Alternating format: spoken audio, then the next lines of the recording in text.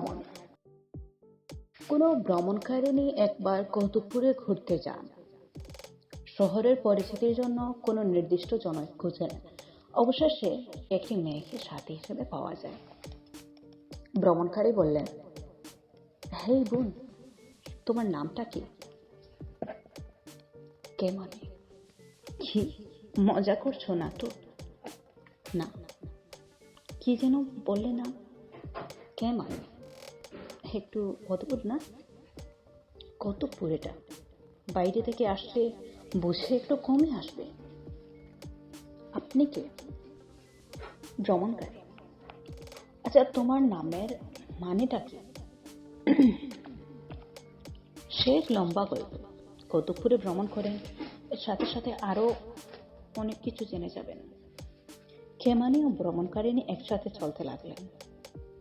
খেমানি বলছিল, আপনি এ শহরে নতুন বুঝলাম, তবে কিছুদিন কাটানোর কৌতুকপুর তো আপনাকে প্রত্যেকের মজা দেবে। এখানেই আটকে থাকবেন। নামটা আপনার জানা হয়নি।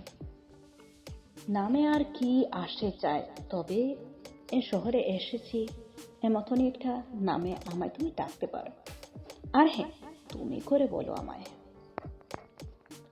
ঠিক আছে ভ্রমরে, তোমার সাথে তবে শহর পরিচয়ক জনক না হয়ে বন্ধুত্বে হাত বাড়ালাম। ভ্রমরে আমার নামকরণ? ঠিক আছে তবে কে মানে, নামটা সুন্দর। চলো ভ্রমরে, ওই ফুলবাগানের কাছে যাই। কিছু কৌতুক জানবে, কিছু কৌতুকপুরকে বুঝবে, কিছু আরো কৌতুকই চিনবে। ভ্রমরী ও কেমানির সাথে চলল দৃষ্টিনন্দন ভ্রমর দলের কুঞ্জনের কোণে রঙিন পাপড়িদের আবিষ্ট খালির সুফাসে কৌতুকপুরকে বুঝতে। অসীম গল্পাঙ্গ বেশ ধরেছে কেমানি ভ্রমরীয় অক্লান্ত শ্রাবক কৌতুকীদের। গধূলি মাথা চুইছে, তবু তাদের গল্পের সাঙ্গ হয় না। রজনী তবে একটু হাহুতাশ দেয় তাদের। উঠে কোনো বাসস্থানে যাবে, অমনি রাস্তায় সাক্ষাৎ হয় ক্রিস্টিন্ডার সাথে। ক্রিস্টিন্ডা বলে, ও হাই। কেমানে, এই রাত্রিতে কোথায় চললে? কেমানে, কোনো বাসস্থানের উদ্দেশ্যে। ক্রিস্টিন্ডা, নতুন অপরিচিতা পথচারিতা জনিককে। ভ্রমরী, নবাগত আসে এখানে। ভ্রমরী, এমদের ফটোগ্রাফার ক্রিস্টিন্ডা। তবে রজনীর শেষ বেলা ডাকলে কেমনে? ভ্রমরী, কৌতুকীদের চিনতে গিয়ে বড্ড দেরি করিয়ে ফেললাম কেমানিকে। কেমানে, আমাদের শহর কোনো পোলের সঙ্গ ছাড়তে দেয় না। তুমি ভাবছ বুঝি আফসোস আপ্লুত? কণ্ঠ উৎসাহে টগমগায়, কৌতুকের ঝলকানিতে প্রফুল্ল আর্থা আর ভরপুর হাস্যরস। অবশ্যই তোমাকেও আঁকড়ে ধরেছে কৌতুকপুর, নচেত রাতকালও কত তোমার মনে থাকতো। হাসলো তিনজনে। ক্রিস্টিনটা জিজ্ঞাসিল ফের, কোন সব কৌতুকীদের চেনানোর সময় ফুরালো? সবুজ ঘাসে বসলো তিন যুবতী, ভ্রমরী, কেমানি, ক্রিস্টিন্ডা।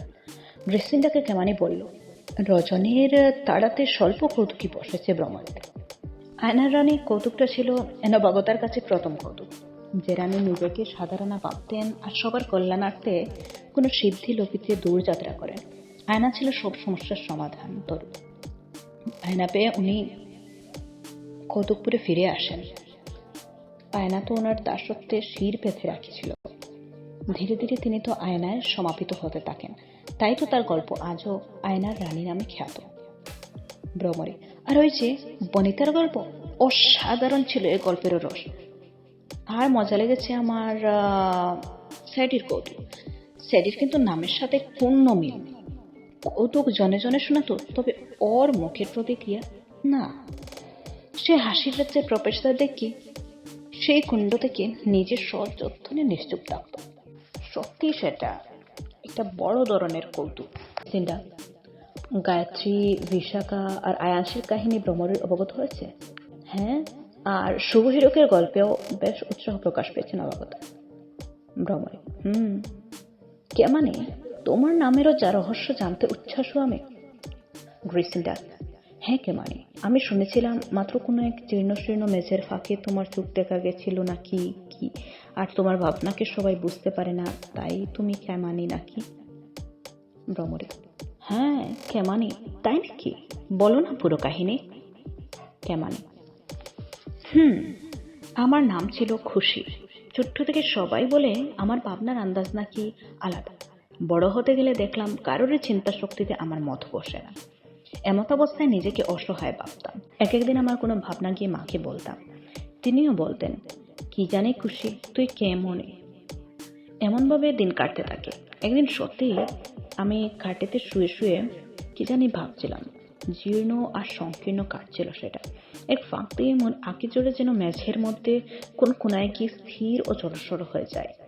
যেন প্রকৃতির সব আশ্চর্য আমাকে মোহময় করে তোলে, হাত ছানি দেয় আমাকে দিয়ে এক নতুন আমিকে।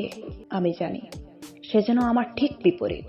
আমার পা যেন মেঝেতে পড়েছে, আর তার একদম গর্ভ থেকে সেই আমিটার মাথা শুরু।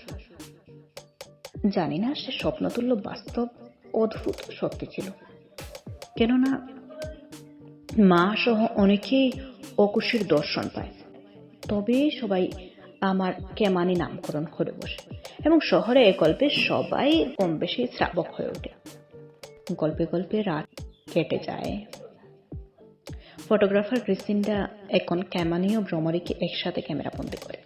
ভ্রমরী তো কৌতুক করে জড়িয়ে গেছে, এখন তার পরিবারকে এখানের বাসিন্দা করাতে ইচ্ছুক।